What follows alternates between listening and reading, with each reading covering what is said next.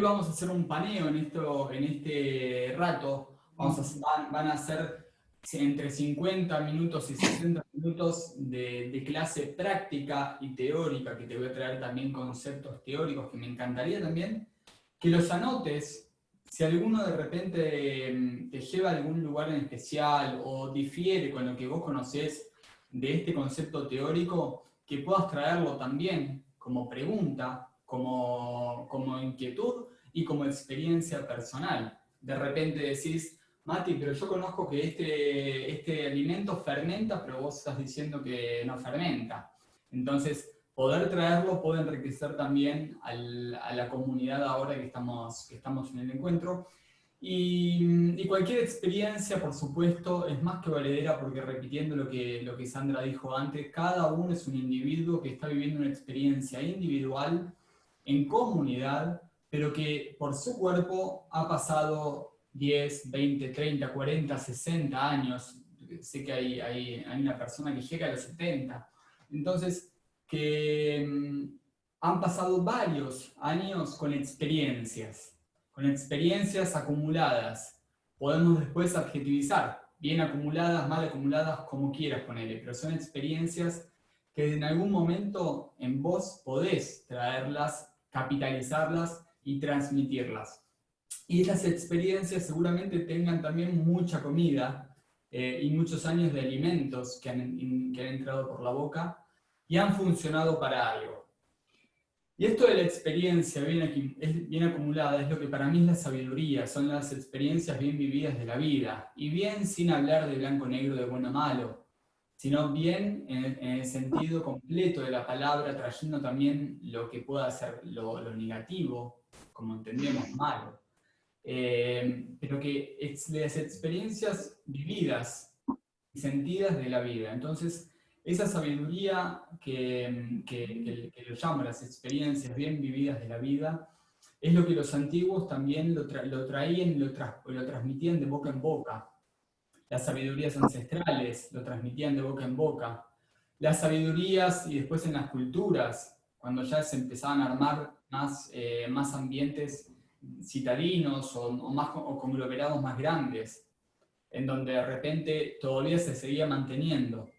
Y hoy en día, muchas de esas sabidurías ancestrales se toman, se reconforman, y muchas de esas sabidurías ancestrales quedan también en el olvido o abajo de los libros. Eso es lo que gran compete hoy al tema fundamental de hoy, la parte práctica, es la parte de fermentos. Como sabidurías ancestrales de cocción, como eran los fermentos, se han perdido por una avenida, sin categorizar, una avenida de la industria, una avenida de alimentar a grandes poblaciones juntas, una avenida de hacer el alimento una moneda de cambio, una moneda de decir, yo te doy esto, yo produzco esto, vos dame dinero, yo produzco esto otro, vos dame, o lo que sea, ¿no? Entonces, el punto es que hoy vamos a hablar más que nada de los fermentos, a practicar los fermentos, a poner en marcha fermentos para que vos puedas en tu casa empezar a hacer alimentos fermentados. Y para hablar de un alimento fermentado, primero hay que hablar de lo principal. Y esto a los que les gusta la filosofía y la espiritualidad desde una mirada cósmica o también desde la parte cuántica, desde la física cuántica, los invito a ir a lo más profundo de lo que puede ser el significado del árbol de la vida. Ese significado que en el judaísmo está bien inmerso, a los que tal vez leen más el judaísmo de una cuestión espiritual y no tanto dogmática y religiosa, que este árbol de la vida nos ayuda a nosotros a poder ser fruto y poder tener esa semilla interior adentro nuestro para volver a ser árbol y poder atraer a nosotros a aquellos que con nuestros frutos se puedan alimentar, aquellos animales que con nuestro árbol se puedan acoger, aquellos insectos que en nuestro árbol encuentren una casa o en nuestro árbol encuentren comida, o también a nuestros pares que en nuestro árbol encuentren un lugar fiel y genuino, un ejemplo de vida, para cómo poder también enraizarnos ahí y poder ser nosotros, como fruto, nuevos árboles. Tenemos varias opciones cuando somos árboles, cuando vivimos en un árbol o cuando vivimos el sentido del árbol. Ser hoja, caer en la tierra, compostarnos, mezclarnos con otros compuestos, con otros minerales y volver a nacer para volver a aprender, o verdaderamente, como te digo, empezar a hacer fruto, empezar a hacer semilla y de esa semilla y ese fruto también trascender. Entonces, acá traje recién, fui al baño, aproveché este espacio, fui al baño y me encontré con este espejo. Y encontrarme con este espejo me llevó, primero que todo esto se me viene ahora, bien didáctico, que vos puedas verte en el espejo. Que vos puedas verte, aparte de ver que hay una luz, pero que vos puedas verte en el espejo. Voy a poner la pantalla en grande, así a lo mejor te ves. No, así no te vas a ver. Ahí. A lo mejor te ves, a lo mejor no, pero bueno. Que vos te puedas ver al espejo y preguntarte qué es lo que vos querés conseguir con la alimentación, qué es para vos la alimentación, qué es para vos el fruto de vida. Lamentablemente en el catolicismo se lo negó mucho el fruto, se lo puso como fruto prohibido, pero ahora después al final podemos hablar un poquito, si a alguno le interesa un poquito hablar más de ese fruto que no es un fruto prohibido, sino es un fruto espiritual. Y que te puedas vos preguntar en este pequeño espacio, ¿qué es para vos el alimento? ¿Cómo elegís ese alimento que estás comiendo a diario? ¿Lo estás eligiendo con ansiedad? ¿Lo estás eligiendo con emociones? ¿Lo estás eligiendo porque te lo dijo la médica, el médico, la nutricionista, el dietista? ¿Lo estás eligiendo porque una chica en Instagram se ve linda y vos la seguís a ella y decís, quiero verme como ella, y ella toma leche de almendras? ¿Lo estás eligiendo desde un discernimiento personal y una responsabilidad personal? Entonces, esa es la invitación que hoy te voy a hacer, que vos empieces en lo profundo, más allá de que empieces a implementar fermentos, empezar a elegir lo que llevas a tu boca. También otra cosa que digo siempre cuando doy charlas, conferencias, clases, es que nosotros le estamos dando un lugar bien obsceno y bien íntimo al alimento. Lo estamos metiendo en nuestro cuerpo. Estamos dejando que recorran nuestro cuerpo, nuestros órganos, nuestra sangre, nuestras células, que modifique nuestras células, que toque nuestros aparatos genitales, y también, si todo va bien, que lo logramos sacar. Entonces, poder darle a ese alimento un espacio también, un espacio de elección, de discernimiento, de responsabilidad, es sumamente importante. Y este espejo recién te lo traje porque las culturas, hay una cultura, por ejemplo, la inca, pero otras culturas también, utilizaban estas semillas como abundancia. Entonces, fíjate cómo antes lo que venía de la tierra también era tratado como abundancia. Después tenemos a los mayas. Hoy hay gente conectada de México, en donde el cacao era un dios, el dios cacao. Entonces, entender también que estas sabidurías ancestrales, estas culturas originarias, utilizaban los recursos de la naturaleza como un medio también de guía, como un maestro, como una fuente de abundancia. Entonces, nosotros eso, a nivel personal, cada uno, yo no sé qué maya en aquel momento vio al árbol de cacao y dijo, alabado sea Dios, Dios cacao. Pero ustedes en su casa pueden agarrar y decir, si el limón, a mí, hoy en día, estoy pasando por una situación oncológica, y la verdad que comulgo de que el limón me va a ayudar, me va a hacer bien, me va a aportar, y el limón hoy está siendo mi medicamento, poder verlo como tal también. No verlo como un medicamento que lo tomo con la boca, con la nariz tapada, sino lo pongo en su lugar. le doy un lugar en mi cocina, en mi ambiente, le doy un lugar al comerlo, le doy una intención al comerlo. La intención que se los puedo traer de repente, ahora vamos a empezar a hacer chucrut, pero en este chucrut, en donde yo a estos frascos les pongo, les escribo. Este frasco tiene escrito, por ejemplo, amor, paz, lo que en mi cabeza hace, referencia a esas palabras también, un corazón. Entonces, ahí estoy, toda esta conformación acuosa del alimento, que no es muy diferente a la nuestra, como seres humanos, lo que empieza a hacer es a modificar también las moléculas y de esa forma a tener otro tipo de intención ese alimento en nosotros. Entonces, ahí te traje un poco la sabiduría ancestral. Las sabidurías ancestrales tomaban el alimento como medicamentos, tomaban a los alimentos como fuente, como herramienta de cambio, como vehículo de cambio, las sales, antiguamente. Gandhi, por ejemplo, para decir a alguien que conocemos, utilizaban la sal también como un instrumento de cambio, como una moneda, y se valoraba mucho. Entonces, el poder tomar lo que es la fuente del alimento es empezar desde ahí, ir a la tierra, conectarnos con la tierra, hablarle a la tierra, ver la tierra, prestarle atención, y después de que le presto atención, no solo quede en la atención, ¿qué llevo a mi mesada? ¿Qué llevo a mi plato? ¿Qué pongo en mi vaso? Ahí está la parte también de intención. ¿Qué intención le estás poniendo a eso que le prestaste atención? ¿Qué intención le estás poniendo a la médica que le prestaste atención hoy? Entonces voy a invitarlos a llevarlo a la práctica y de cualquier pregunta, inquietud que haya o ahora algún método que no quede claro, por favor, los invito a activar el micrófono y hacer la pregunta. Así que vamos a empezar con lo primero, en cuanto a lo que es la parte práctica y de preparación, que quiero motivarlos a entender que los fermentos, como les dije recién, no es algo nuevo. La masa madre no es algo nuevo en lo que es el pan. La masa madre existe desde años A.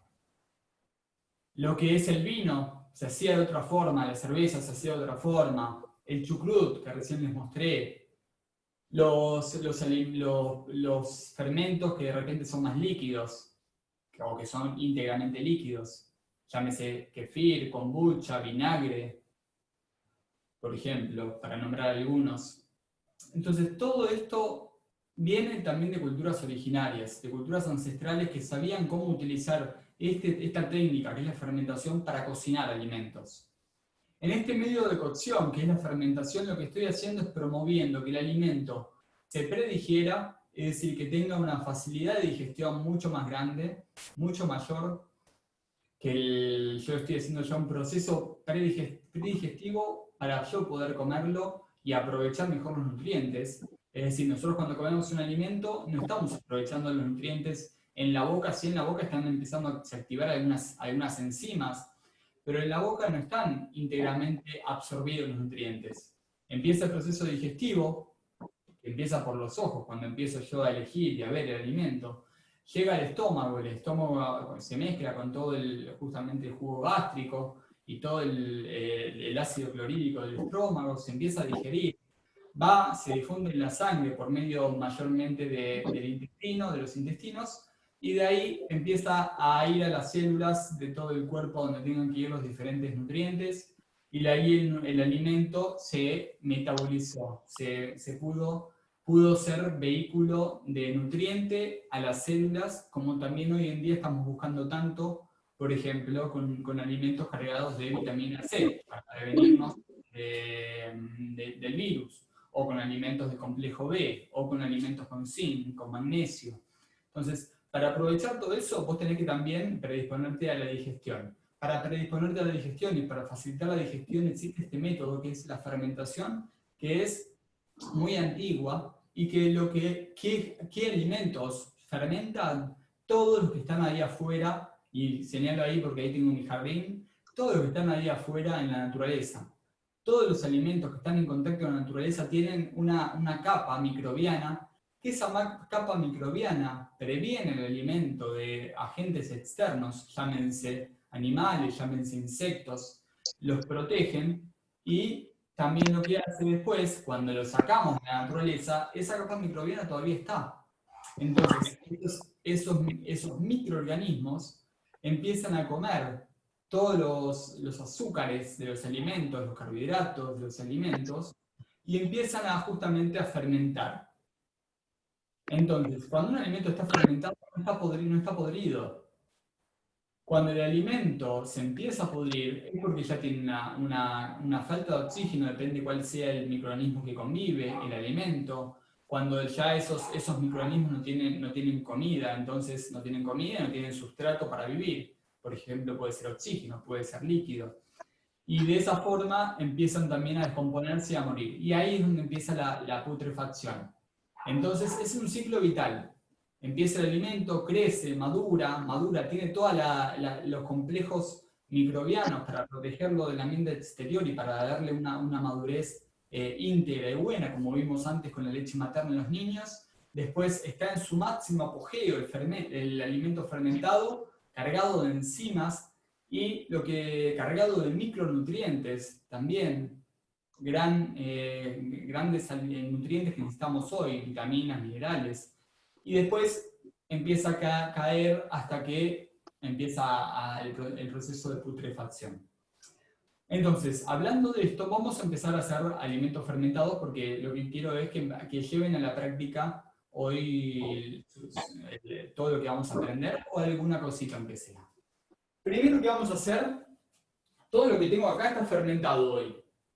Todos estos frascos son frascos que están fermentados. Entonces, primero te dije recién que vamos a empezar con un chucrut. El chucrut, me encantaría tener este ahí de vuelta, pero para no alargarlo, porque sé que después me termino de alargar, entonces si empiezo a dar espacio a conversaciones, pero sí, cualquier duda técnica, pregunten, o cualquier experiencia, por favor, tráiganla. El chucrut es un alimento que viene originariamente se dice, o lo conocemos. Les pido por favor a Michelle, que está como organizadora, que silencie a los que están activando el micrófono, si hay algún ruido. El chucrut se lo pone como un alimento íntegramente alemán, del este europeo. Pero después de eso, yo encontré que los constructores de la muralla china ya consumían chucrut cuando estaban construyendo la muralla china.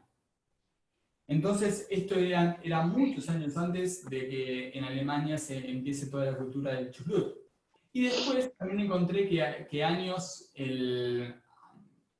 hasta un siglo antes de Cristo, hay registros escritos de alimentos hechos con coles o crucíferas, que son esta familia, la familia del repollo, la familia de la kusai, la familia de la rúcula, la familia del coliflor, el brócoli, el repollito de Bruselas.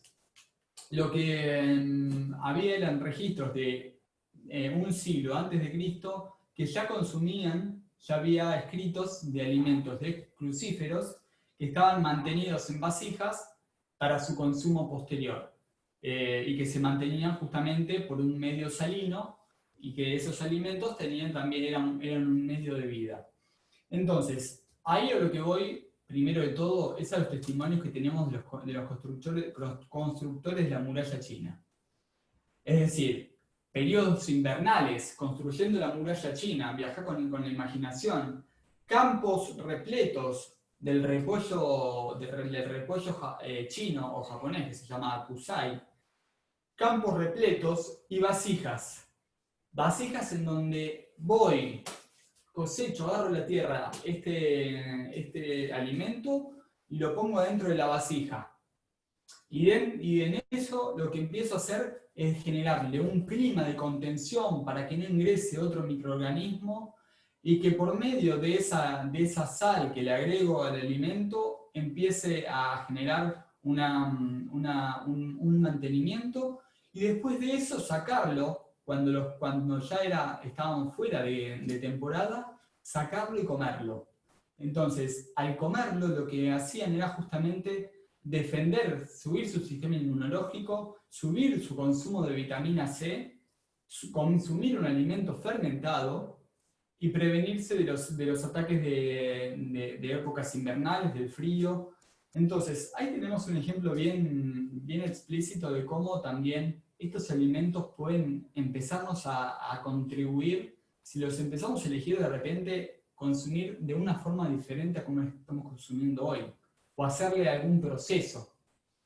Entonces, ¿cómo hacemos ese proceso para empezar a fermentar, por ejemplo, un repollo? Es, primero le saco las capas, las hojas externas. Yo ahora voy a hacer medio nada más, para ir más rápido y poder llegar con todos. Y lo voy a cortar bien finito. Al cortarlo yo finito le voy a dar más superficie de contacto al alimento para que pueda empezar a desprender todos sus hidratos, sus azúcares naturales, que es todos sus microorganismos que están en el repollo, puedan empezar a comer y alimentarse de esos azúcares y que empiecen a fermentar. Entonces, para eso lo voy a cortar bien finito. ¿Puedo hacer el repollo, el chucrut, cortándolo así grueso? Sí, podés. Va a tardar más tiempo, nada más. Les quiero presentar, que no la presenté, a mi Juanita. Mi Juanita, bueno, tengo acá abajo una Juanita de 4 patas que me ayuda en esta cuarentena. No puedo llamar a mi ayudante de cocina, así que Juanita la tengo acá al lado. Venga por acá.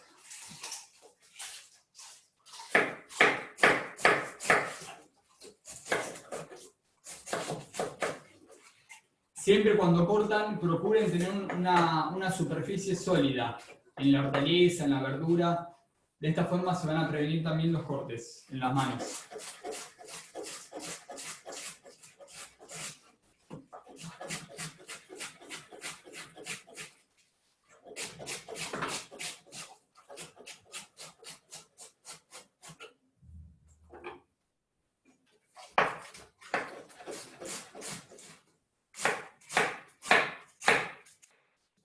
No hablo ahora mientras, pues se escucha sino la tabla y mi voz.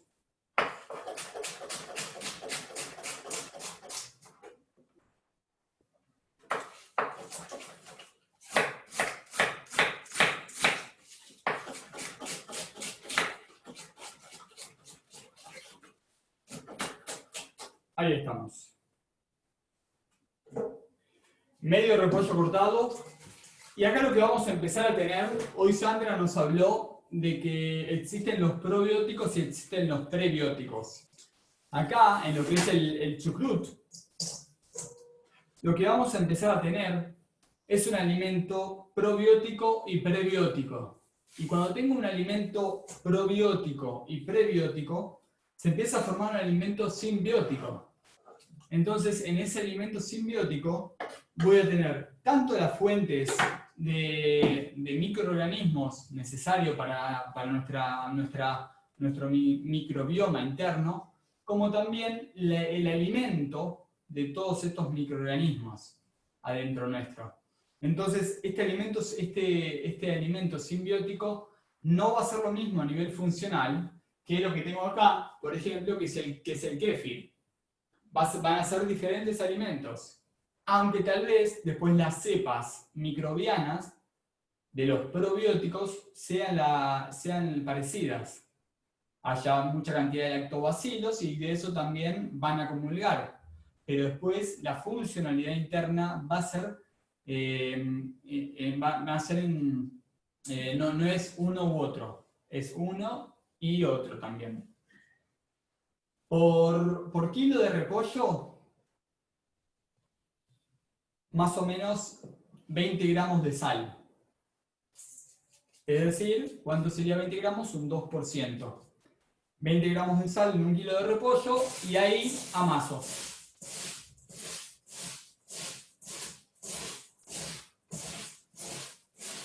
Al amasar lo que estoy haciendo, esto en Alemania, todavía lo siguen haciendo así, muchas familias antiguas, vasijas en donde o bateas, en donde va y se pisa con los pies, como acá en Argentina también llamamos el vino patero.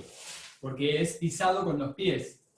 De esta forma, aparte de ser un método de hacerlo muy lindo, muy ancestral, muy antiguo, lo que tiene también es que le empiezo a poner, si los pies no están, por supuesto, con cualquier cosa, lo que le empiezo a poner es cepas que estén en nuestra piel, tanto de bacterias, de levaduras.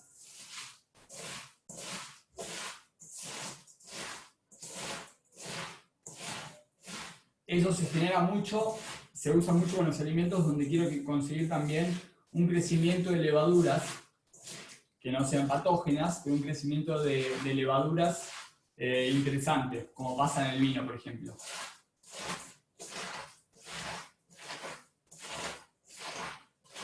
Bien. Entonces, esto siempre amásenlo.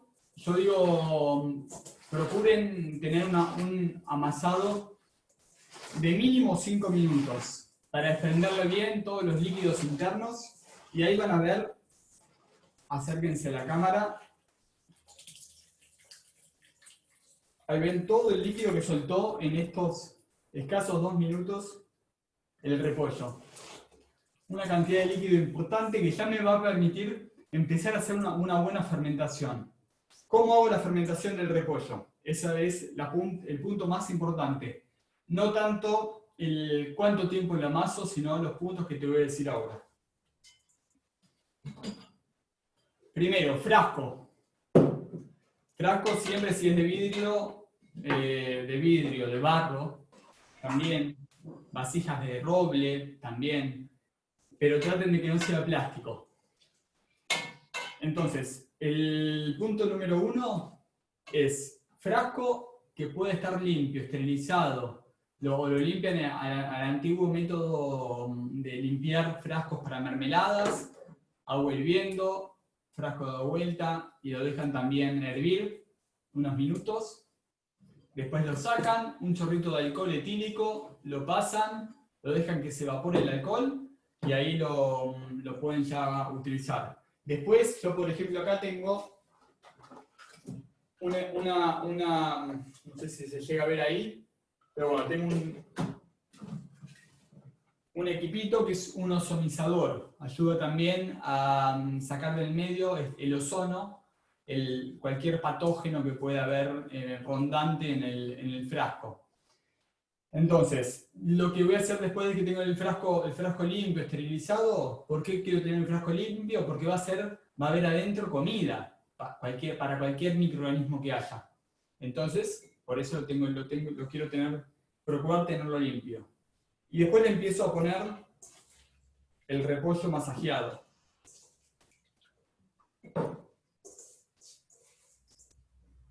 Le pongo el repollo y lo presiono bien. Acá, si pueden poner la mano, bárbaro. Y si no, se buscan algo con que puedan presionar. Yo, por ejemplo, acá tengo un mortero y muchas veces presiono con esto cuando los frascos son chiquitos.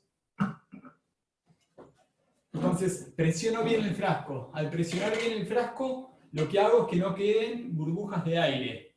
Al no quedar burbujas de aire, voy a también prevenir que cualquier microorganismo que necesite ese oxígeno para vivir, se vaya del frasco y no se quede adentro de la preparación. Por eso, también, siempre intento recomendar que el tamaño del frasco sea proporcional a la cantidad de comida que vos vayas a fermentar. Es decir, si yo quiero fermentar acá, por ejemplo, cebolla, como tengo acá fermentando, lo elegí hacer en un frasquito chiquitito, porque sabía que iba a ser poco. Acá, lo que estoy haciendo ahora no sería lo correcto porque estoy dejando un montón de espacio libre para que acá también permanezca cualquier microorganismo. ¿Está mal o está bien? No, no está ni mal ni bien. Lo que solamente es un método de prevención. Y después la otra que hay también es, si ya te gusta más el ámbito de los fermentos, si vas a empezar a hacer muchos, es comprar frascos con escape de válvula de oxígeno. Entonces son frascos que tienen ya una válvula que ayuda a que ese oxígeno se vaya, este oxígeno que permanece acá arriba. Entonces, tengo el repollo bien presionado y todo el líquido se lo pongo, claro que sí. Entonces, punto número 1, que te dije presionar bien por el aire. Punto número 2, que el líquido, que acá lo tengo ya pasando el nivel del sólido, que el líquido ese supere la cantidad, el nivel del repollo. Punto número 3, tapar con las hojas que saqué de afuera, con las primeras hojas superficiales del repollo. Esto va a ser también otro método, con una hoja ya es suficiente.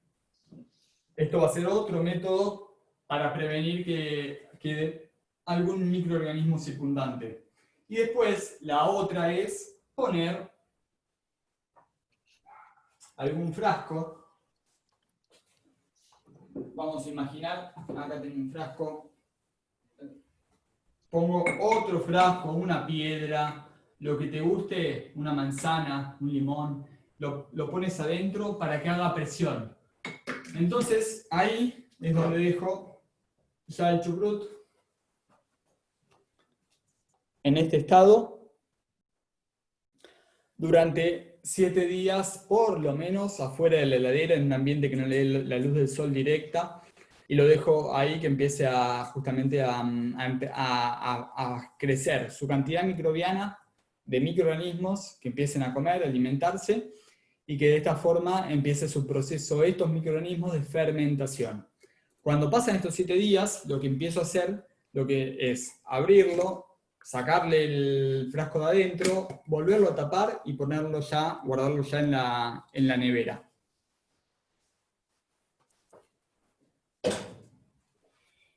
Pregunta del chucrut. Si alguno tiene una pregunta, por favor active el micrófono. ¿Qué pasa cuando no sale agua? Yo he hecho con el repollo morado, o bueno, primero, ¿qué diferencia hay entre el repollo morado y el verde? Quisiera saber. Y segundo, ¿qué pasa cuando no botan agua como te boto a ti? A mí no me bota agua así. Primer punto, si no te bota agua así, es que el repollo ya tiene algunos días de cosechado. Entonces ahí puede ser un indicio para ver al donde lo estás comprando, también tiene un repollo que tiene ya algunos días después de cosechado. Entonces poder elegir el repollo o más en temporada o a otro lugar donde lo vendan. Punto número 2, no es ningún problema. Siempre, aunque no tenga su frescura total, va a tener microorganismos que lo ayudan a mantenerse en forma, en cualidad y a que siga su proceso de crecimiento, maduración y putrefacción después, como hablamos antes.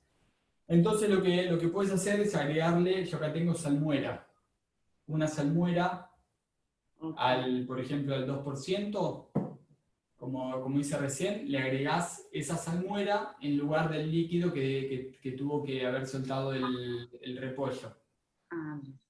Y la otra que puedes hacer también es agregarle jugo de limón o algún vinagre o algún, por ejemplo, ahora vamos a ir a hacer el kéfir y si haces kéfir, puedes agregarle kéfir a ese repollo para cubrirlo de líquido.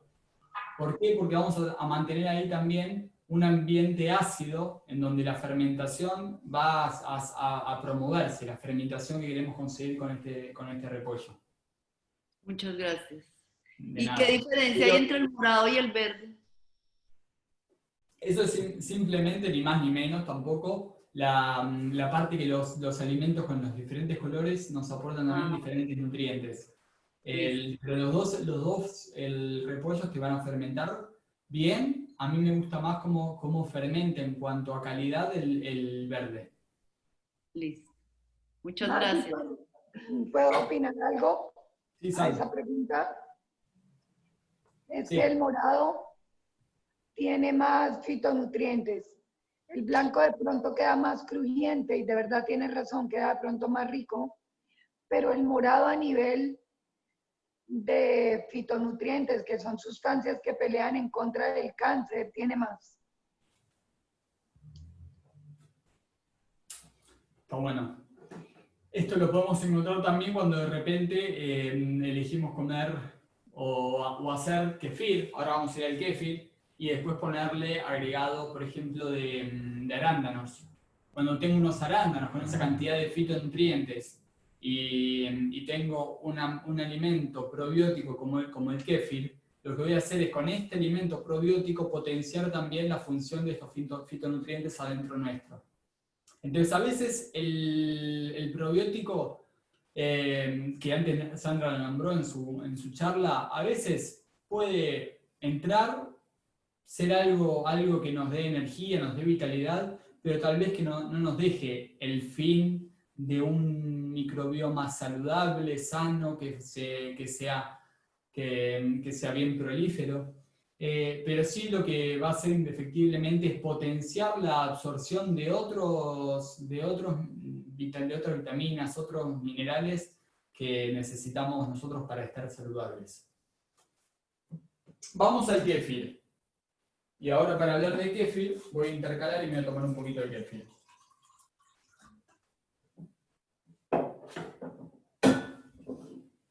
Kéfir. Kéfir. A ver, si alguno nunca hizo kéfir, por favor, no conoce el kéfir, quiero que uno active el micrófono y me diga, Mati, no sé nada de qué es el kéfir, o que lo escriba en un chat, así sé cuánto explayarme con el kéfir o no, porque lo amo. No sé lo que es. Listo, ya bastó con eso.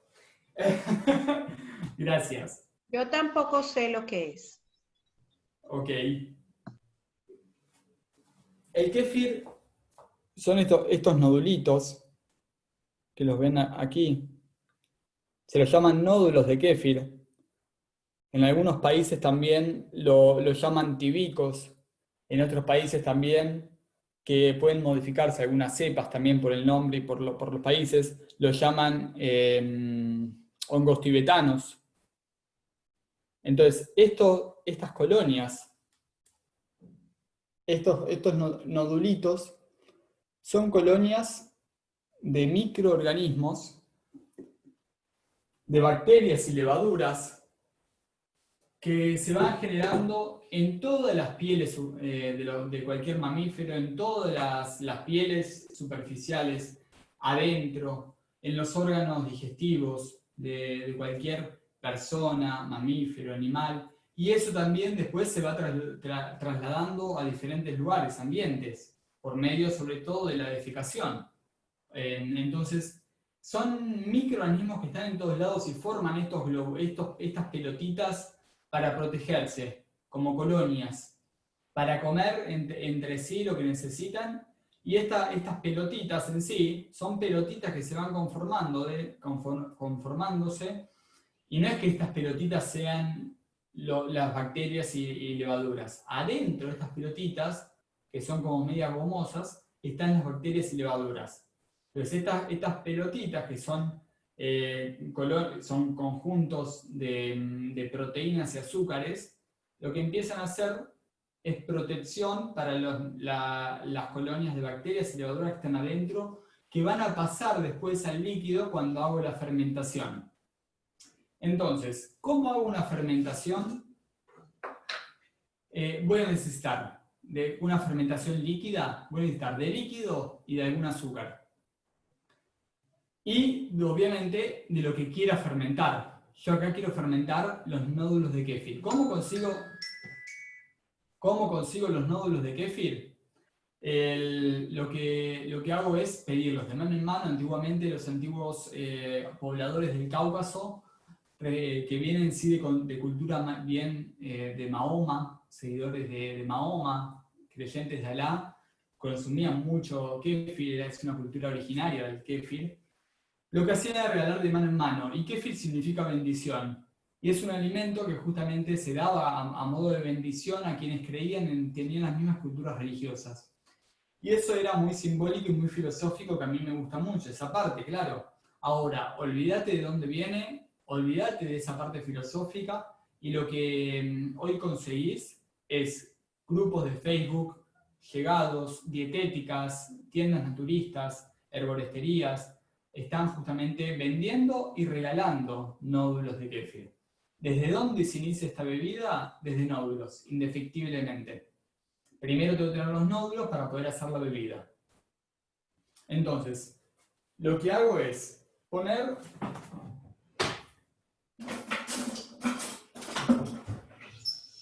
primero trato de manipular, siempre que hago un fermento líquido, trato de manipularlo con algo que no sea metal.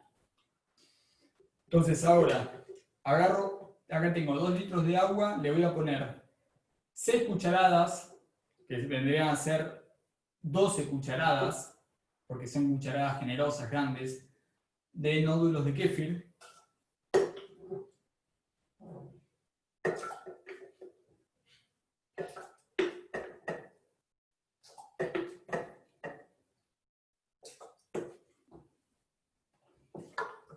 Y ahora le voy a poner a esto el azúcar.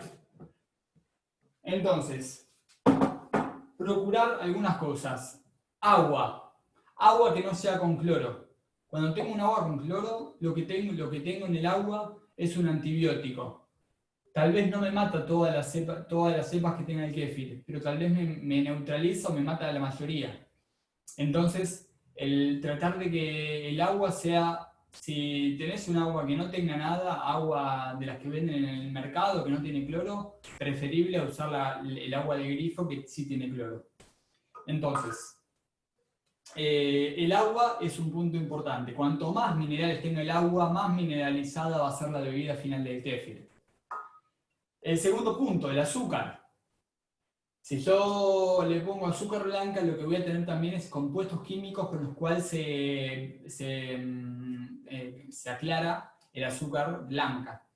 Si yo le pongo azúcar morena, voy a tener minerales que tiene el azúcar morena, o el azúcar panela, yo prefiero siempre el azúcar panela, rapadura, azúcar mascabo, que son todas la misma clase de categorías, que son azúcares que están sin refinar, sin tanto procesamiento, y mantienen también una buena estructura de minerales de la caña de azúcar o del azúcar remolachera, más que nada de la caña, y gran cantidad también de toda la melaza que tiene la extracción. Y aparte de fibra, ¿no? Entonces, le pongo este azúcar panela, 4 cucharadas por litro.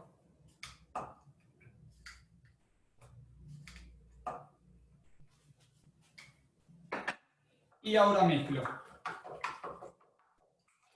Bien.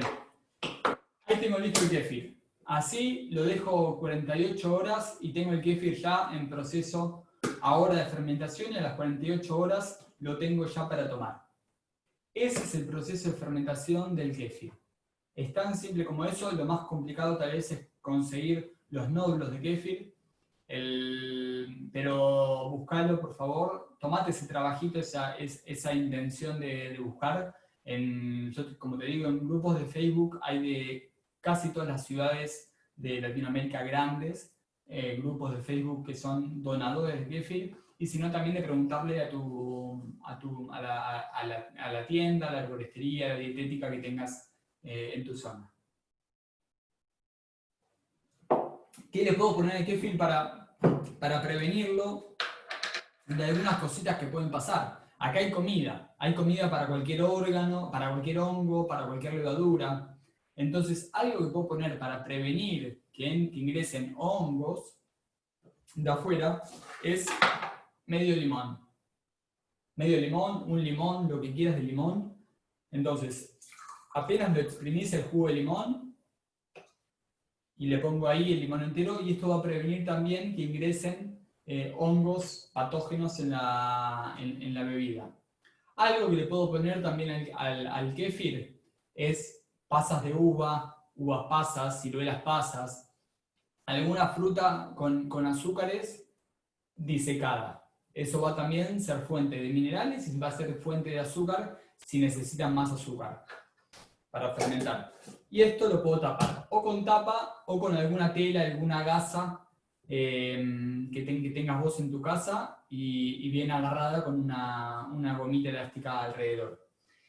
Esta es la forma en sí de preparar el kéfir. Cuando lo tengo listo, lo que hago es colarlo, agarro el colador que tengo en casa, cualquiera sea él, cuelo los nódulos de kéfir, o sea, cuelo las pelotitas de kéfir, el líquido lo guardo en una botella, en la nevera, en la heladera, y estos nódulos, estas pelotitas, los vuelvo a mantener así en un frasco con líquido.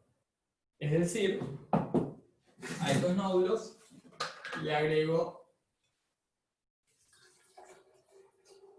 líquido, lo que se llama a nivel. O sea, yo acá lo tengo a nivel para reservarlos en la heladera.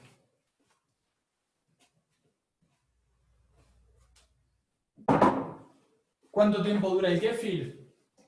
Tranquilamente te va a durar en la heladera 1 mes, 2 meses, 3 meses, siempre y cuando lo tengas bien tapado.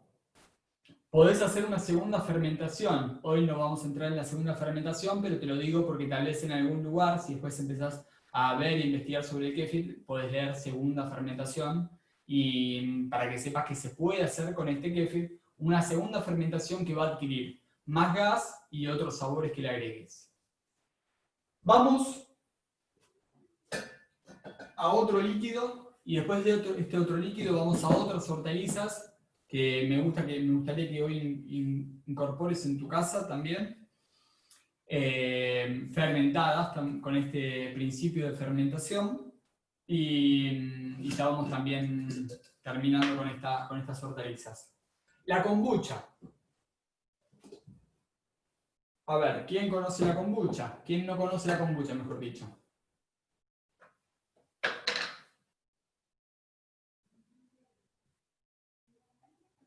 Ahí veo un dedo para arriba que sí. ¿A quién no le gusta la kombucha? A ver, alguien de los que está activado o está presente que me diga, no me gusta la kombucha.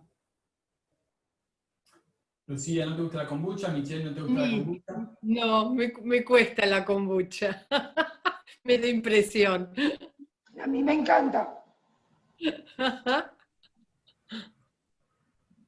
La kombucha, miren, acá incluso tengo para mostrarles 2 cosas diferentes de la kombucha. Pero Matías, ¿a qué se parece? La kombucha es este hongo, que se llama hongo SCOBY, que es lo que se va a empezar a generar en el líquido cuando lo empieces vos a hacer. Este hongo, en cierta forma, no es lo que a nosotros nos beneficia o lo que nosotros vamos a comer. Nosotros nos beneficia tomar el líquido, que este hongo también va a empezar a generarse en ese líquido, y que en ese líquido van a estar las bacterias y los hongos, las bacterias y las levaduras, que a nosotros nos ayuden justamente al tomar la kombucha.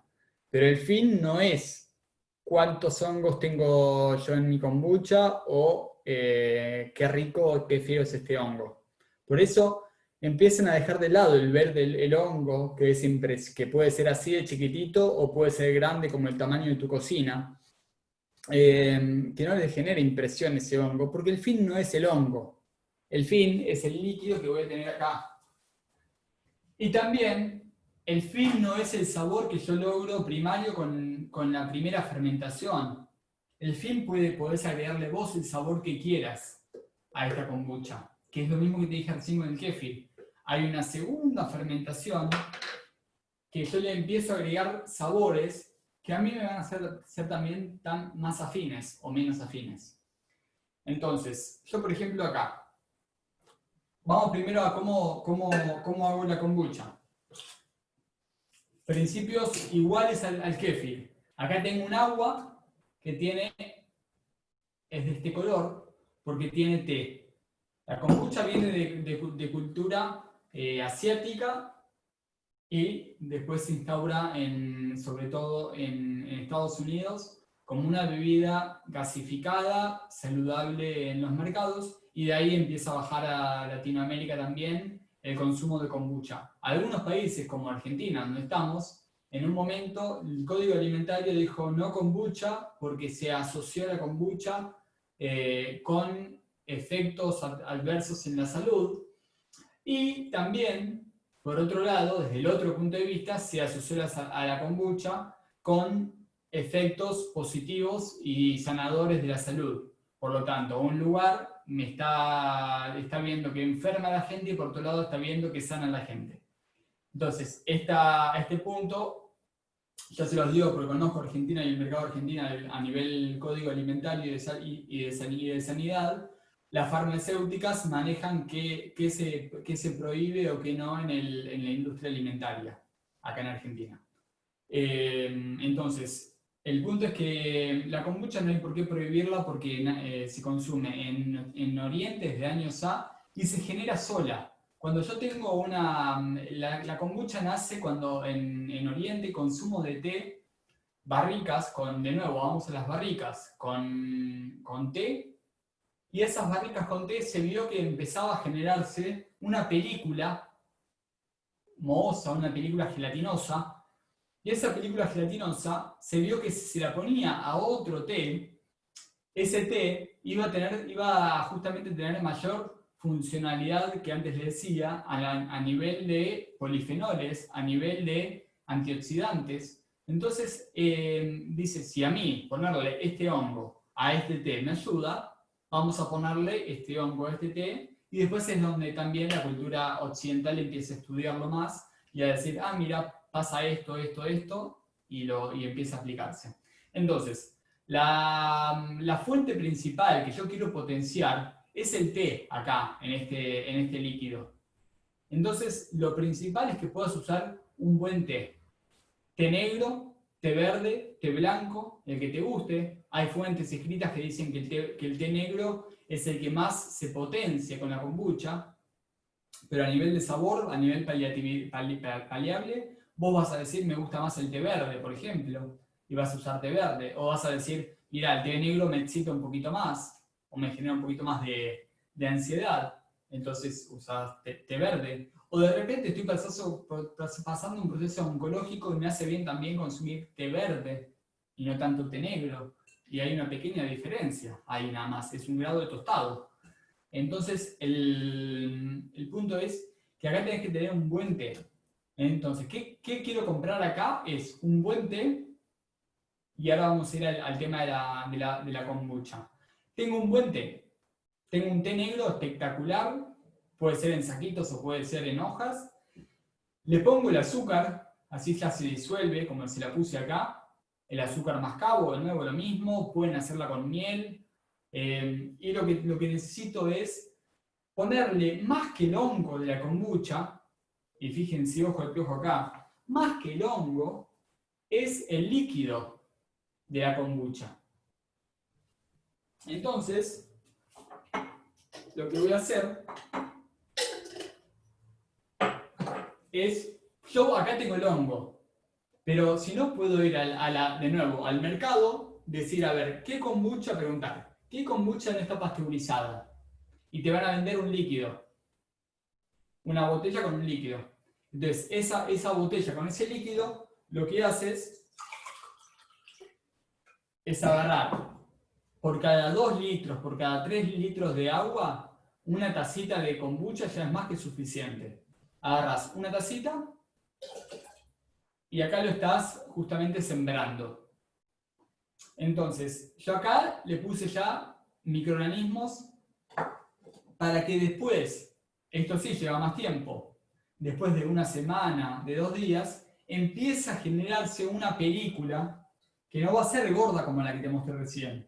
Va a empezar a ser una película más débil, como la que tengo acá, por ejemplo. Esta es más finita. Es más, yo no la traté bien y van a ver que se rompió. Entonces, esto que se me rompió, bueno, voy a ver si lo puedo lograr volver a unir no a mano, no cociéndolo, sino en la misma fermentación o no. Entonces, se va a empezar a formar una película acá que va a ser este principio de hongo que vos después vas a tener también gordito como te mostré recién al principio. Acá lo pueden ver también. Este es un vinagre de kombucha que yo tengo en esta botella de vino, en donde acá lo que puse es el líquido que les mostré antes, sin ningún hongo. Este vinagre, bueno, ya tiene bastantes meses, tiene más de 7 meses, es más, tiene más de un año. Y lo que se formó acá son muchos hongos por sí solos. No sé si llegan a ver. Ahí. Entonces,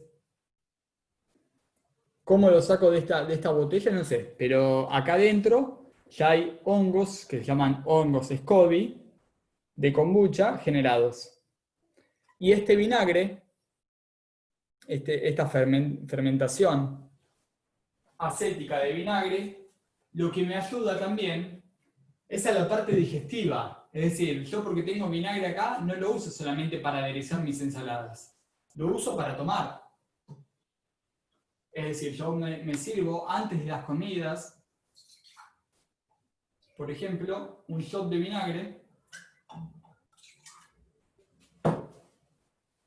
y me lo tomo para activar justamente toda la digestión de las comidas. Sobre todo, la digestión de los carbohidratos. Es decir, a personas que tengan diabetes, le va a ayudar mucho a todo lo que es la asimilación y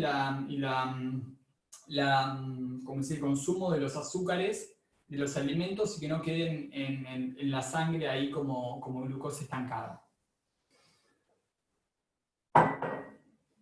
Entonces, después de que tengo acá el líquido con el azúcar y con la kombucha, sea en líquido o sea en hongo, lo que hago es mantenerla, esta sí, si tenés una gasa mejor, una gasa que tape y cada día vas a venir y vas a revolverla. Al revolverla lo que empiezo a agregarle es también levaduras que puede haber en el ambiente que sean similares a las que necesita el líquido. ¿Cómo vas a saber si son similares? Porque van a ser las mismas cepas. No le voy a poner la boca, la saliva, no le voy a poner otra comida adentro. Voy a poner nada más, hacer una mezcla. Y después de esta mezcla lo vuelvo a tapar con la gasa o con la tapa. Y así la voy a tener mínimo 2 semanas, la kombucha, mínimo. La kombucha sí tarda más tiempo en fermentar. Mati, Después una de esto, pregunta. la cuelo y la guardo en botellas en la heladera o hago una segunda fermentación. ¿Sí, Sam? Sí, aquí, bueno, porque leí una de las preguntas que están circulando, una persona que tuvo cáncer y está preocupada por el azúcar. Sí. Yo con mi kombucha a veces he creído que el kombucha puede pasar hambre, pero no, para nada, el kombucha se reproduce feliz. Y entonces lo nutro con dátil o le pongo un dátil y ya con eso sobrevive o le pongo, porque así yo sé que el kombucha digiere todo el azúcar. Pero igual el azúcar tiene que ser de excelente calidad porque él multiplica lo bueno y lo malo. Si tú lo haces con agua con cloro, va a multiplicar el cloro. Si lo haces con té que no sea orgánico, va a multiplicar lo que... Entonces, con el tema del azúcar, o busca panela orgánica, o azúcar de coco, o aliméntalo con dátiles. Hay una especie de kombucha que solo crece con miel, pero no todos crecen con miel, porque el miel también es antibiótico. Entonces, ahora se me olvidó el nombre del kombucha que crece solo con miel. Tiene un nombre. Pug. ¿Cómo? Depende del idioma, pero Pug se le dice. En Argentina Bueno, no, yo lo conozco con otro nombre, si no me acordaría, pero Si quería no, hacer eso. también con miel, que es se hace el agua miel, que de ahí también a veces crece una kombucha. Quería hacerles ese, por lo menos con dátiles, crece fantástico y el dátil tiene mucho magnesio, entonces potencializa el magnesio, un aporte. Pregunta sobre kombucha. ¿Alguno? Active el micrófono, porfa, si alguno tiene. O experiencia. Matías, no tengo exactamente sobre kombucha, pero sí sobre el kéfir. ¿Yo puedo guardar el kéfir si no estoy produciendo en la heladera, en un frasco? Sí, lo puedes guardar en un frasco como he mostrado recién, con un poquito de agua. Y si lo tienes ya varias semanas quiere decir que yo te voy a dejar el kéfir un mes, por ejemplo, ahí en el frasco, que le agregues un poquito de azúcar mascabo, rapadura, panela, algún azúcar pura para que sea también alimento, aunque se alimente muy lentamente. Los fermentos en la heladera es como ir al celular y poner grabar en cámara lenta. Es ir que van comiendo lento. Los fermentos en temperatura ambiente van comiendo como comemos nosotros. Y los fermentos en temperatura elevada es el cámara rápida del teléfono. Empiezan a comer más rápido. Temperatura elevada es ya de 25 a 35 grados. Después, con más temperatura, se pueden empezar también a neutralizar y a morir. ¿Qué pasa si no los guardé con agua? Y ya creo que tienen como unas 2 o 3 semanas. No pasa nada. Ok. La agua, si tiene filtro, lavarlo con agua de filtro, Uh-huh. enjuagalos. Sí. Por si tienen algún moho superficial, que eso también es lo que previene el agua, la conformación de otros mohos, y volverlo a usar. Ok. A lo mejor cuando están inactivos, cuando están congelados, cuando no tienen actividad durante mucho tiempo, de pasar de esta cámara lenta de la heladera a la cámara rápida, tal vez tarda una fermentación. Es decir, haces una fermentación, mira, no me creció el doble como me crece siempre. O tal vez la otra le tengas que dar una nueva fermentación para que vuelva a crecer el doble, por ejemplo. Perfecto, muchas gracias. Otra pregunta que te hago. Si puse uno a fermentar y no lo colé a las 48 horas, ¿ya no sirve? ¿Lo tengo que tirar? Sí, sirve y empieza a hacerse la fermentación. Primero está la fermentación. En estas bebidas se genera una fermentación cuando hay azúcares y hay microorganismos, bacterias, levaduras. Empieza a haber una fermentación también alcohólica, en donde de repente puede generarme a mí no exceso de alcohol en sangre, sino cierta alegría, cierta cosa que a lo mejor a veces asocias al alcohol. Esta fermentación alcohólica se produce porque justamente se empiezan a separar estos disacáridos, hay un disacárido y se empieza justamente a comer un azúcar que ayuda a que este azúcar que se empieza a comer empieza a fermentar y empieza a generar la fermentación alcohólica. Cuando se comen esta glucosa, después empiezan a comerse la fructosa. Por eso las fermentaciones con azúcares de la fruta, automáticamente, tardan un poquito más que las fermentaciones con el azúcar, por ejemplo, de caña, como es la rapadura, la panela, porque ahí voy a tener más fructosa que glucosa. Entonces, esta fructosa va a tardar más en llegar a la fermentación, pero eso no quiere decir que no llegue a fermentar. Y lo que empieza después a generarse es la fermentación acética. Y esta fermentación acética es la que quiero llegar yo. La fermentación láctica, que láctica no quiere decir que sean lácteos, láctica y acética, en donde justamente empiezo a promover una proliferación de microorganismos benéficos y empiezo a tener también un alimento fermentado como son los fermentos acéticos, por ejemplo el vinagre.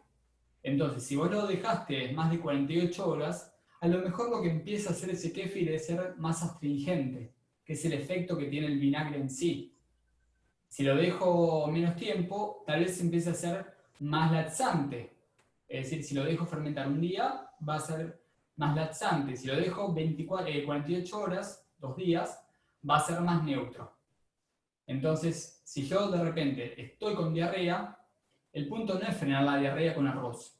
El punto es promover a que se elimine lo que tenga que eliminarse, volver a darle ese ambiente microbiano al intestino, el intestino grueso, y poder repoblar ese intestino.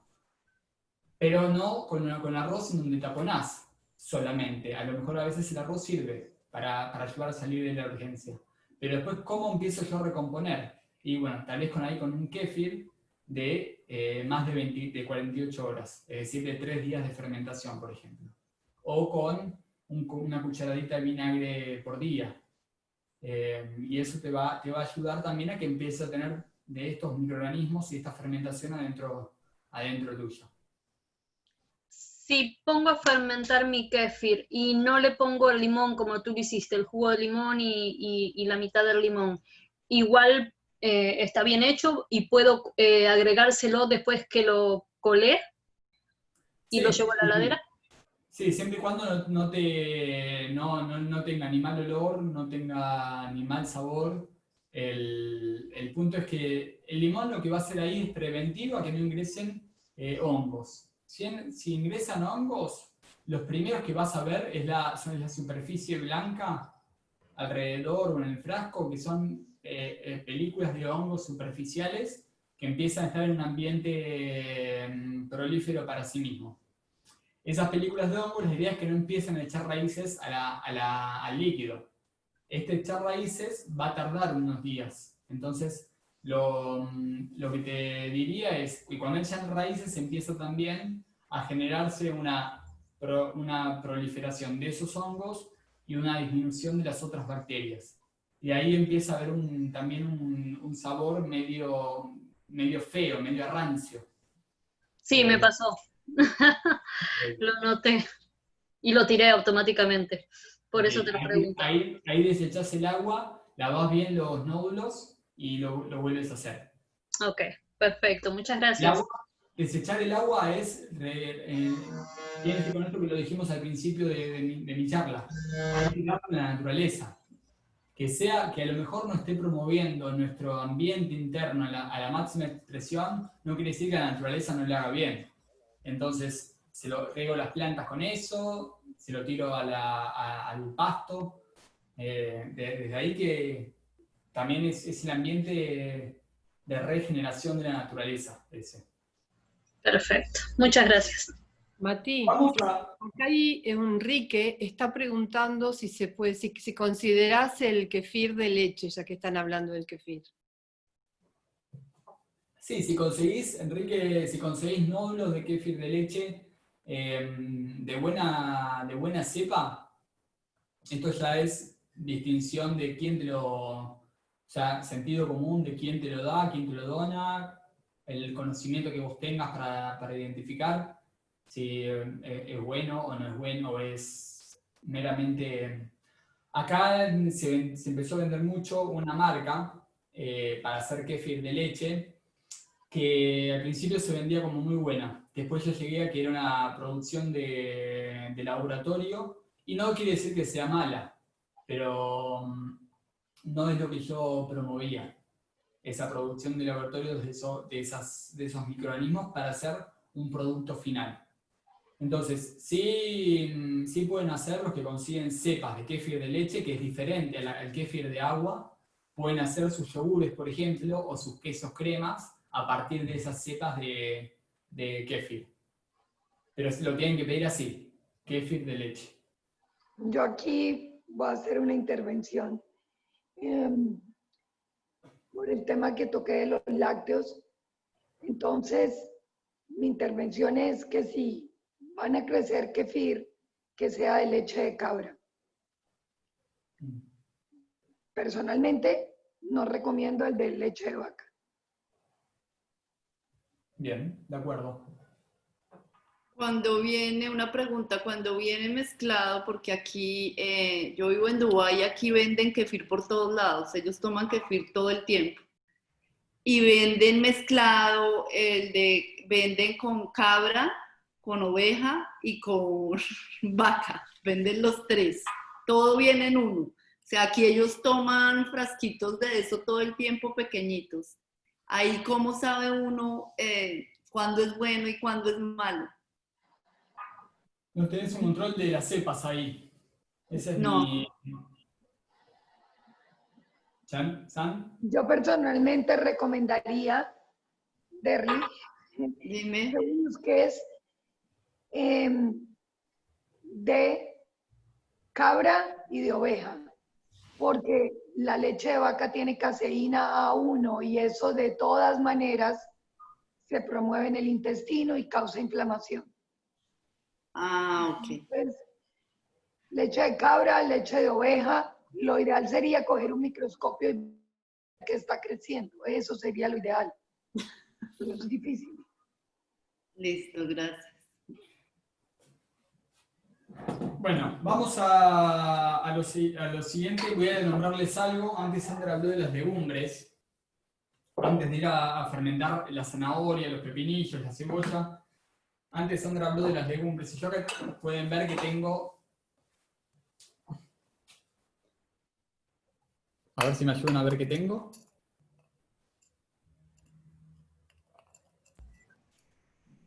¿Brotes? Porotos saduki. Garbanzos, No, no son los saduki, los mung. Mong. Ujú. Los mung. y arvejas. No, Lentejas. Lentejas. Lentejas. Entonces, tengo por un lado, por ejemplo, acá los garbanzos. Los garbanzos que muchos hoy con la onda fit también empezaron a consumir en gran cantidad en el mundo. Por suerte se empezó a consumir más garbanzo, pero el tema es cómo lo consumo el garbanzo. ¿Cuánto tiempo lo dejo en agua el garbanzo? ¿Cómo lo manipulo el garbanzo para consumirlo? Entonces, yo acá el garbanzo, primero de todo, ya lo ven ahí con el brote salido. Esto es un beneficio de que ya la semilla está germinando y está con una predigestión generada. Es decir, todos los antinutrientes que tiene la semilla ya se descartó. Pues esos antinutrientes es para protegerlo del ambiente exterior, de los posibles invasores, comedores, de los que se alimentan de esas semillas. Entonces, cuando están en ese clima de resguardo, generan esos antinutrientes para protegerse en sus capas superficiales, y esos antinutrientes es lo que nosotros pues nos va a inhibir la absorción íntegra y completa de los nutrientes. Entonces, cuando yo hidrato las semillas, como antes dijo Sandra, las legumbres, durante más de 24 horas, es decir, voy a 48 y si es posible voy a 72, voy a ya haber sacado esos antinutrientes y haber empezado a generar también un clima de vida en la semilla. Este clima de vida, este registro de que ya estoy de nuevo en un clima fértil de generar vida, de brotar, es lo que va a hacer a la semilla darle de nuevo una actividad. Por eso se llama activar las semillas. Cuando estoy hablando de semillas, por ejemplo, cuando te dicen activar las almendras, activar las nueces, le estoy activando. Entonces, yo lo que acá hago, por ejemplo, con el garbanzo es ponerlo dos días en agua. En esos 2 días en agua le agrego un chorrito de algún fermento. Por ejemplo, puede ser vinagre blanco, puede ser un chorrito de kéfir, un chorrito de kombucha, para que ese fermento que le pongo también ayude a fermentar a esta legumbre. Ayude a que haya una actividad también de vida en la hidratación de esta legumbre. En esta actividad de la legumbre, después le quito el agua y lo dejo germinar. Cuando lo dejo germinar, empieza a generarse, como acá tengo con los porotos mung, el brote del poroto O como acá ven también, con las lentejas, toda la red que se va generando. Entonces, esto ya lo puedo consumir así también. La semilla germinada está en su máxima expresión de vida. Es como cuando están el niño recién nacido está lo más íntegro y genuino que puede estar. Aunque todavía no le creció la fibra, la estructura ósea de la planta, por ejemplo, o el pelo. En sí, en su estructura energética es íntegro, es todo lo que tiene, es lo más natural que puede haber en la conformación humana. El niño recién nacido, el niño de 1 año, de 2 años, de 3 años. Después vamos adquiriendo patrones. Es decir, cuando esta lenteja la siembro al lado de una remolacha, tal vez la lenteja me empiece a crecer marrón, o más marrón, más roja. Entonces, o un betabel. Yo digo remolacha, pero remolacha, betabel, empieza a crecer de otro color. Entonces, esas son también las adquisiciones que tenemos externas. Entonces, ya así la podemos consumir, la lenteja. La lenteja, el poroto. Pero, primero de todo, hidratarla 24 48 horas y si es posible también ponerle un chorrito pequeño de vinagre o algún fermento de los que antes hicimos. Esto, punto, con las legumbres y también con la avena se los promuevo a hacer. A los que consumen avena, les promuevo poner la avena en agua 24 horas, 8 horas. Estas sí no hace falta que sean 24 horas ni 48, pero 8 horas en agua con un chorrito de vinagre. Esto también va a ayudar a que empiece a generarse una fermentación.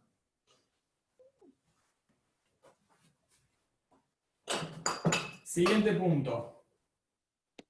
Vamos a hacer, les quiero mostrar rápido cómo hacer estos, por ejemplo, bastones de zanahoria. A ver si escuchan.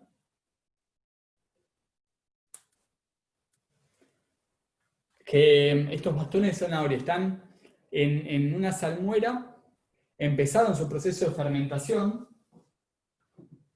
Ahí quiero que vean, a ver si las burbujitas. Todas las hortalizas pueden fermentar, todas las verduras, como dije antes, como todas las raíces. Entonces, ahí ya empezó en su proceso de fermentación y aparte, la cantidad de salmuera que le pongo, el porcentaje de salmuera que le pongo va a hacer que quede más crujiente o menos crujiente. Los que son muy americanos, a la antigua, años 80, años 70, American People, seguro conocerán el pepinillo. Los pepinillos en las hamburguesas o demás, en las estaciones de servicio. Entonces, hay pepinillos que son chiquititos, que son los que mejor se hacen para hacer esto, los que más se usan para hacer estos pepinillos. Y también se puede hacer con este pepino. Este pepino es más acuoso, es 95% agua, y voy a mantener menos la estructura firme, sólida. Pero igualmente sí podés lograr el sabor que lográs con el pepinillo. Entonces, acá también, a ver, vamos al silencio, voy a mojar todo.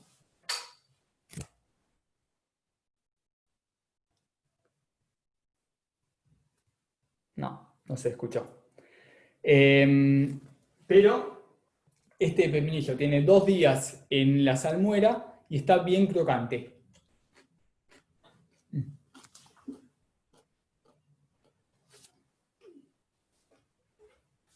Entonces, eso también me lo va a dar otra cosa que ahora te lo voy a mostrar, que es. Y después acá tengo cebolla.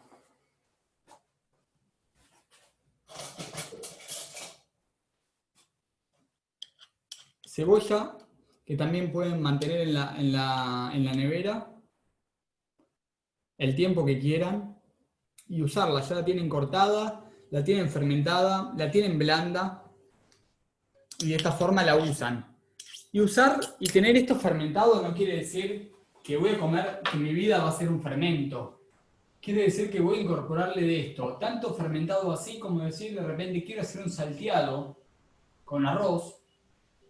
y le pongo la cebolla esta, que ya la tengo cortada, y se la pongo a ese arroz que lo voy a cocinar. ¿Voy a estar matando los fermentos? Sí, pero ya voy a tener un proceso facilitado de mi día a día en la cocina. Entonces, procesos rápidos. Me estoy yendo de tiempo, pero a más no poder. Perdóname, Lu, por favor. Me parece que... Adelante, no hay problema. Acorto, acorto. Frasco. De nuevo, esterilizado, limpio. Vamos, a ver, díganme, ¿qué quieren? ¿Zanahoria, cebolla, pepinillo? ¿Qué más tengo? Pepinillo. Jengibre. ¿Pepinillo? Sí. Pepinillo. Tengo el pepino acá entero. Lo que hago es, si tengo el pepino el chiquitito, si consiguen el pepino chiquitito, lo ponen entero el pepino chiquitito. Así después, así no pierde tanto líquido. El pepino este grande no lo pongan entero, así que ahí van a manejar ustedes qué tamaño utilizar. En este caso, yo voy a utilizar hacer tamaños, como me gusta a mí, como les mostré recién, redondeles.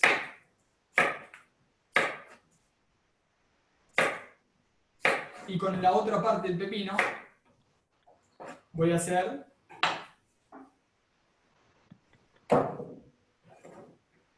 El perro está sensacional.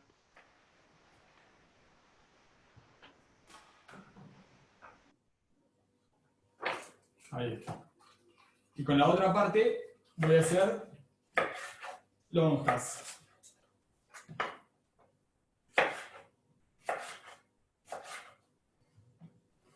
Entonces, lo que hago es poner abajo del frasco lo que quieras vos, viajar con la imaginación de aromáticas.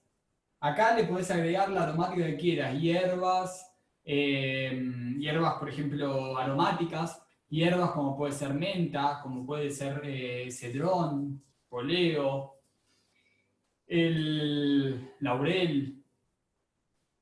Yo acá le voy a agregar este hinojo, que es también, esta parte es de la familia, es primo del eneldo, que también es una hierba aromática, y se la voy a agregar acá abajo. Y acá en el otro le voy a poner este hinojo cortado, que también es muy alimonado, es muy rico.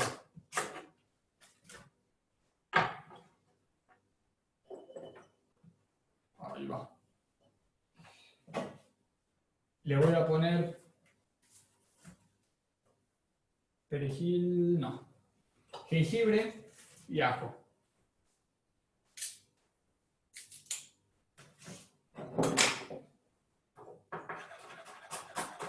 Mati, mientras cortas, ¿te puedo hacer 2 preguntas que Evangelina hizo para ir avanzando?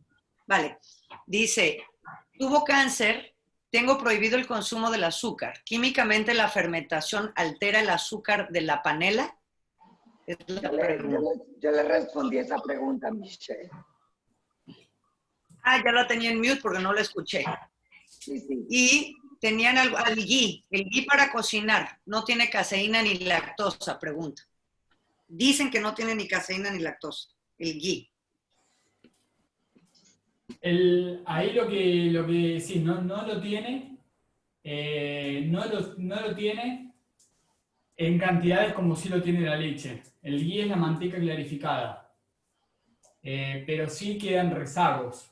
Sí. Digo, por si sos intolerancia de lactosa, no confiarte de eso, porque sí quedan rezagos de lactosa sobre todo. Sí. Es más, en estos momentos de COVID-19, una de las sustancias que más alimentan los patógenos en el intestino son los lácteos. Y yo a mis pacientes, sobre todo en el comienzo de todo proceso, suspendo todo el lácteo, incluyendo la mantequilla ghee. Y voy a responder otra que me hicieron acerca del kefir, que dónde consigo kefir en Bogotá. Cuando estoy en Bogotá, tengo allá kombucha. Kefir, cuando Mati me llevó en uno de sus viajes, pero como todo ser vivo, si no se alimenta, se muere, murió. Porque yo en Bogotá, pues no es que pase mucho tiempo. Entonces, no sé dónde puedas conseguir kefir.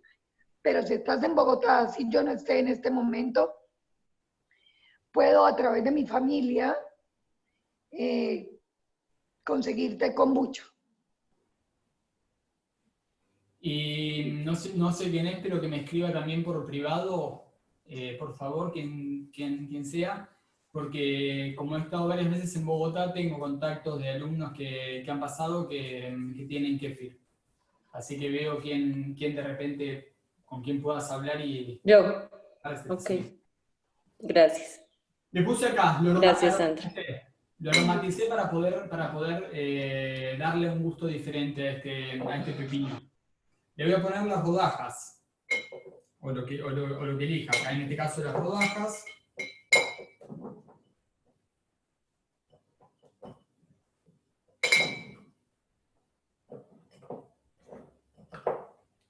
Y en este caso, las lonjas. Ahí está. Si te queda bien firme, bien apretado, mejor todavía. ¿Sí? Igual que el concepto del kéfir que les dije antes, que quede lo más lleno posible el frasco. Y después de esto, hay dos cosas. Una, lo que necesito como base es una salmuera. Es decir, una salmuera es agua con sal. 1 litro de agua, 2 gramos de sal, es una salmuera del 2%. 1 litro de agua, 5 gramos de sal, es una salmuera del 5%. Por eso acá tengo también la balanza, porque es otra cosa para hacer salmueras que va a diferir en el resultado. El pepinillo, como es un alimento tan blando, con tanta cantidad de agua, lo que tengo que agregarle es una cantidad de salmuera más elevada, es decir, una salmuera más concentrada, con más contenido de sal. Este contenido de sal va a hacer que quede más crocante todavía. A la zanahoria, al ser tan crocante y tener menos agua, le agregué una salmuera del 2%. Al pepinillo que hice, le agregué una salmuera del 5%. Entonces, 1 litro de agua, 5 gramos de sal.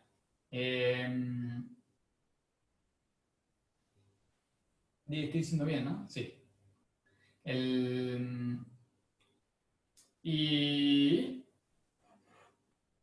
lo que hago con esta salmuera es diluyo la sal y se la agrego al frasco.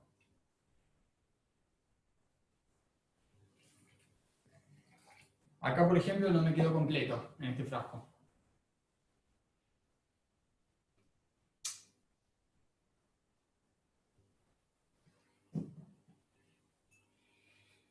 Entonces, acá voy a completarlo después con más salmuera, o puedo también ponerle de la salmuera de otro frasco. Es decir, cuando yo saque estos pepinillos, puedo completarlo con esta salmuera. Ahora, ¿qué me va a ayudar también a mantener la dureza? Alimentos con antioxidantes.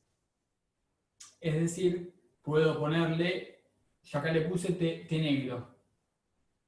Puedo ponerle té negro, puedo ponerle unos granos de café, puedo ponerle unos granos de cacao, puedo ponerle... Una de las cosas que mejor funciona, aunque no lo crean, es el laurel. El laurel, ponerle 1 hoja de laurel, 2 hojas de laurel al frasco también ayuda a que mantenerlo lo más crocante posible. Entonces, o le agrego, como les decía antes, el té directamente, el té negro, se lo pongo acá y ahí está.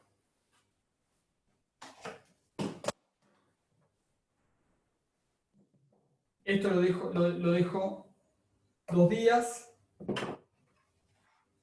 tapado, siempre cuando hacen estos fermentos encurtidos, lo que prefieren usar es tapas que no se oxiden, las de metal se oxidan, las de plástico o no. Entonces, tapas que no se oxiden, o si no, le agregan un poquito de algún papel encima, como para que el metal no esté en contacto con el líquido. Y ahí está. Ahí lo dejan 2 días y van a estar los fermentos, los encurtidos estos, ya listos para su consumo. Entonces, la verdad que tengo que alimentos como para seguir y dar una clase y llegar a la cena y hacerles la cena a todos, pero no quiero alargar más, no quiero dejar sin tiempo para la disertación de Lucía, que va a ser súper interesante ahora, como también unión, resumen y poder ya llevar nuestra conciencia a la acción. Y vamos a hacer un tiempito ahora, 5 minutos, a ver si alguno tiene alguna pregunta, alguna duda, alguna inquietud, alguna experiencia que haya tenido, algo que hayan esperado que ahora con los fermentos íbamos a hacer y me quiera preguntar, así tal vez en 1, 2, 3 le respondo rápido. Y ya vamos a la siguiente charla con Lucía. Así que invitados a activar el micrófono y traerlo. Y Matías, ¿qué opinas del kimchi? El kimchi es el resumen. El chucrut que antes les mostré, como lo hacíamos, con alguna hortaliza, con alguna fruta, con hierbas, con especias, y fermentado de igual modo que el chucrut.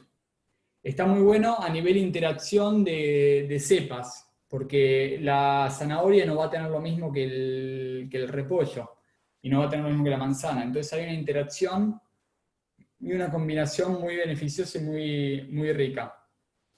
Ahora, lo que siempre promuevo para hacer kimchi es primero saber hacer chucrut. Por eso hoy el kimchi no lo traje. Primero, llevar a la práctica hacer chucrut. El chucrut me sale bien, el repollo me sale crocante, no se me pudre el repollo, y de esa forma después voy y en lugar de hacer solo repollo, le agrego repollo, zanahoria, mango, hojas de eneldo, semillas de pimienta rosa, y lo que quieras, y te haces tu kimchi. Pero sí, es súper beneficioso de ya. Kimchi es de la cultura coreana, viene de la cultura coreana, y hay tantos kimchis como familias coreanas pueden existir. Teniendo Corea del Sur, Corea del Norte, Corea Central y Corea del Oeste y del Este. Es decir, puedes hacer kimchi a tu forma y a tu creatividad. Voy a hacer un aporte ahorita con el tema del COVID-19.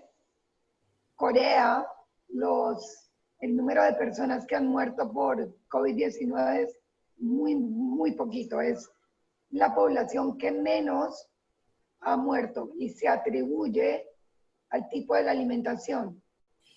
Y en Corea las personas comen muchísimos fermentados, rara vez ves el azúcar, y comen también muchísimas algas. Un aporte. A los que estén en Latinoamérica, en todos lados en realidad, en Europa también, por supuesto, es donde viene. Pero les recomiendo este libro, para la cuestión de fermentos, El arte de la fermentación, de Sandor Katz. Es un libro muy completo, como ven es una biblia de fermentos, y te va a pasear por todo, por la cultura andina y el fermento de la papa, por la cultura maya y el fermento del cacao, por la cultura colombiana y el fermento del café, por la cultura coreana y el fermento del repollo, el kimchi. Va a pasear, va a hacer todo ese paseo. Y es muy rico también poder tener esa interculturalidad con los fermentos. ¿Alguna pregunta más o ya pasamos? Tienes una pregunta en el chat, Mati. ¿La tienes para leer? Por favor. Dice, la proporción de sal y agua para salmuera me parece que hay que rectificarla, porque si 1 litro de agua pesa 1 kilogramo, el 2% son 20 gramos, entonces hay que ponerle 20 gramos de sal y no 2 gramos. Por eso pregunté, estaba diciendo 1 litro, pero lo que quería decir eran 100 mililitros, porque el litro en realidad lo uso yo para cantidades más industriales. Entonces me estaba mezclando ahora con lo que le estaba diciendo a ustedes que están iniciando en la fermentación, que eran 100 mililitros de agua, 2 gramos de sal. Yo en mi casa hago litros de salmuera porque lo uso tanto sea para los fermentos, como para tomarlo yo, como para bañarme, como para hacerme lavajes nasales, como para un montón de cosas. Pero sí, ahí corríjanlo, por favor, el porcentaje. Gracias. Súper. Bien. Entonces, Muchas gracias, muy interesante. por favor, invitados también a experimentar, a empezar a hacer y a preguntarme cualquier duda. Tienen mis contactos.